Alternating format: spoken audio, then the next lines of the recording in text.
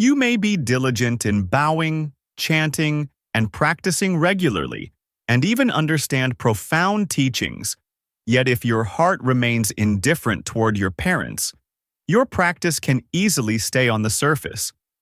Filial piety is the foundation, the indispensable starting point for a Buddhist disciple, because the Dharma is never separated from daily life. The teachings enter life through simple conduct, a sentence that eases your parents' hearts, an action that lightens their worries, and an attitude of gratitude and respect upheld even when you are tired or busy. Filial piety is not only financial support, it is also timely presence, care when the weather changes, patience that preserves harmony, and upright living that allows your parents to feel secure. When you take filial devotion as the root, the mind naturally softens, your arrogance decreases, and the path of practice gains firm ground to go far. If you neglect this root, the more external forms you accumulate, the more you may drift from your family, and your cultivation becomes difficult to complete. In practicing filial devotion, the hardest part is not a lack of money or time, but the frictions that stir the mind. Being misunderstood, blamed, even accused unfairly. If you rely only on emotion, you may retaliate, defend yourself, or compete to be right. The more you speak, the more tangled it becomes, and the more you insist on winning, the farther you grow apart. Therefore, two practices are needed. First to save yourself, then to heal the relationship. Patience, forbearance, and giving. Patience is not blind submission to ignorance. It is keeping the mind from being dragged by anger. You knowing when to stop so you do not create further harmful speech and lose merit. Giving is not only money, it is care, gentle words, respectful attitudes, and small deeds done consistently. When goodwill is repeated long enough, suspicion gradually softens and trust begins to sprout. One who practices filial piety must shift from my wounded ego to my responsibility as a child, crossing layers of personal emotion to keep planting wholesome causes. Over time, tension can become harmony, coldness can become warmth, and your own mind is transformed as well. Money is not only a tool for survival, it is also a truthful measure of what you prioritize in life.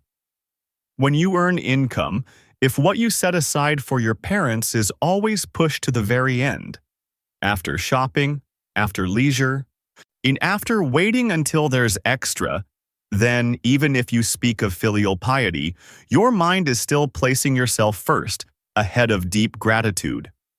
In the spirit of the Buddha's teaching as emphasized by Pham Thi Yen, supporting one's parents should be the first priority, followed by spouse and children, employees, reinvestment, health prevention, and only then external friendships. Proper order does not impoverish the family. It brings life into structure. Parents feel secure. The household has fewer conflicts. Wholesome blessings are cultivated, and work tends to flow more smoothly and sustainably. Financial filial piety is not about showing off or giving a lot, but about consistency, true needs, realistic capacity, and most importantly, reverence in the act of giving. Call to action. Today, you create a fixed filial fund, even a small one, and transfer that amount before any other spending.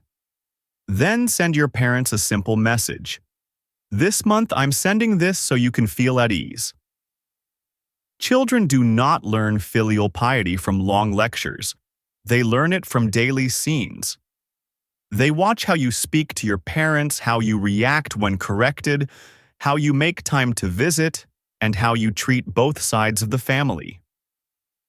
This is why role modeling is the strongest lesson in karma. If you want your children to respect elders and practice humility, you must do it clearly and consistently first. Fairness here does not mean mechanically equalizing every gift or every coin. It means keeping the heart free from favoritism, not devaluing one side because of closeness or distance. When you treat both your birth parents and your in-laws with kindness, the heart becomes lighter, free from regret, and children learn that elders deserve equal respect. At the same time, build habits of filial piety in children through small acts, offering the best portion to grandparents, greeting politely, helping with age-appropriate tasks when elders are tired, and checking in when grandparents are unwell. These seemingly simple actions are powerful. They gradually soften selfishness, nurture gratitude, and plant wholesome seeds in a child's mind. Over time, filial piety stops being a lesson and becomes the culture of the home. The highest form of filial piety is not limited to providing food, clothing, and medicine, but helping one's parents find peace in the heart, learning to rely on the triple gem, and cultivating wholesome causes for this life and beyond. To do that requires gentleness and compassionate skill.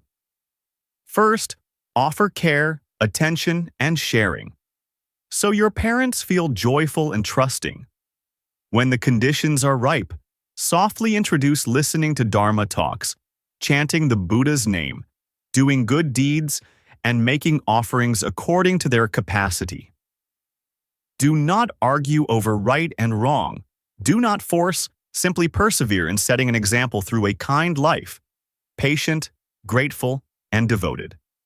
In summary, these 5 points converge into one lesson. Practice is not far away. It begins at home. Filial piety is the root. Patience and giving are the path. Correct priorities create order. Role modeling is the mirror. And the Dharma is the lamp that guides. The solution is simple yet effective. One act of filial care each day. One monthly filial fund. One deep check-in each week. And one seed of Dharma planted whenever conditions are suitable. Call to action. Today, choose one concrete act that brings your parents peace of mind, and write down 3 filial actions you will sustain over the next 7 days.